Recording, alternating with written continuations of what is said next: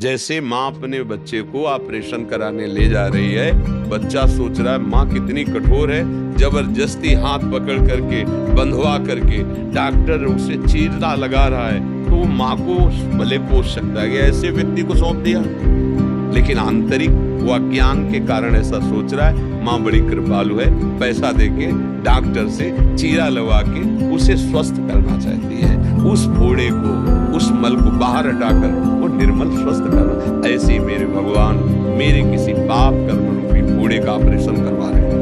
इतना सा अगर समझ रखोगे तो हृदय शीतल हो जाएगा, कुछ मंगल होने वाला है, कुछ आनंद होने वाला है। मुझे सावधान रहना चाहिए, मेरे अशुभों का नाश होता है। भगवान मंगल करने के लिए ऐसा अध्यात्म वो इसी से सहा जा सकता है। अगर अध्यात्म में चलो है अंदर, अगर सोचो कि इसके आगे वो बढ़ जाएगा तो ईश्वर है, आप और उसके बीच में ईश्वर है जिसकी आप आराधना करें, ऐसा कभी नहीं बढ़ेगा।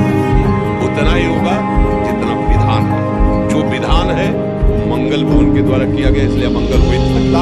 हमारी सोच के कारण मंगल लग सकता है, क्योंकि हमने जो मंगल माना है उसके खिलाफ हो सकता है, लेकिन उसने जो मंगल निर्धारित किया है उसके खिलाफ नहीं हो सकता है। इसलिए मुझे अपनी रुचि को उनकी रुचि मिलाना चाहिए। जो ही प्यारो करे सो ही आगे चली बात समझ जाओ, अंदर से महात्मा बन जाओ। बात हो चाहे स्त्री शरीर हो, चाहे पुरुष शरीर हो, चाहे गृहस्थ हो। अगर ये समझ नहीं है तो फिर ये सब चल रहा है, ऐसे कह दे कि कोई ऐसा हमारे प्रारंभ को उगाने के लिए भले कुछ कोई, अन्यथा किसी की ताकत नहीं।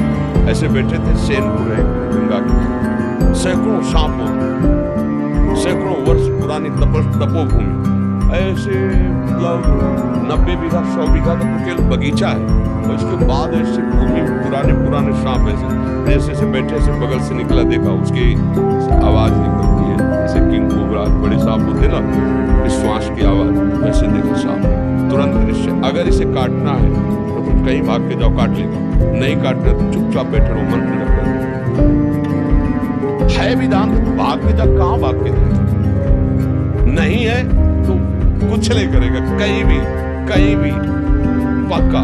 ये कोई मतलब ऐसी प्रवचन की केवल बातें नहीं, अनुभूत जीवन की बातें कह रहे हैं। और ये अज्ञान ही है कि कोई हमें सता रहा है, मेरे प्रभु के सिवा कोई दूसरा नहीं है। हमने जो कर्म किए हैं उनका दंड देने के लिए वही काल बनते हैं, वही मृत्यु बनते हैं, वही नाना प्रकार के दुख रूप बनते हैं। और यदि हम भजन के द्वारा उन कर्मों को नष्ट कर दें तो दशों दिशाएं आनंदमयी हैं, दशों दिशाएं सुखमयी हैं। हमें अपने को सुधारना है। अध्यात्म अपने को सुधारता है, अध्यात्म अपनी दृष्टि को सुधारता है। दृष्टि कैसी? जैसी तुम्हारी दृष्टि वैसी सृष्टि अनुभव में आएगी। तुम्हारी दृष्टि कैसी? काममयी तो सब दुष्ट दिखाई देंगे, राममयी तो जित देखूं तित श्याममयी राममयी, जड़ चेतन जग जीवजत सकल राम। अध्यात्म अपने को सुधार, और अपने सुधर गए तो कोई दूसरा है नहीं, ये भी बात जान लो।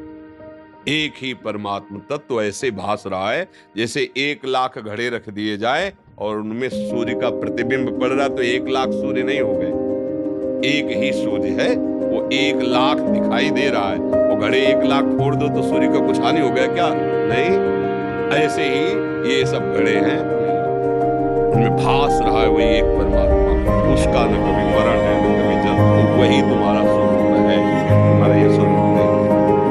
अध्यात्म के बल से, नाम जप के बल से ऊपर हो, और ये दुख सुख लाभ मान अपमान, इस पर विजय प्राप्त करने के लिए अवसर मिला है। पर मनुष्य इतना विषयों में व्यतीत हो गया कि ये बात उसके समझे में नहीं आती कि जीतने के लिए मिला है, वो हारता चला जा रहा है। वो समझता है जीवन का लाभ पैसा कमाना, पैसे का लाभ मनमानी स्वच्छंद भोग भोगना, ये जीवन का लाभ नहीं, ये गलत दिशा हो गई। जीवन का लाभ धन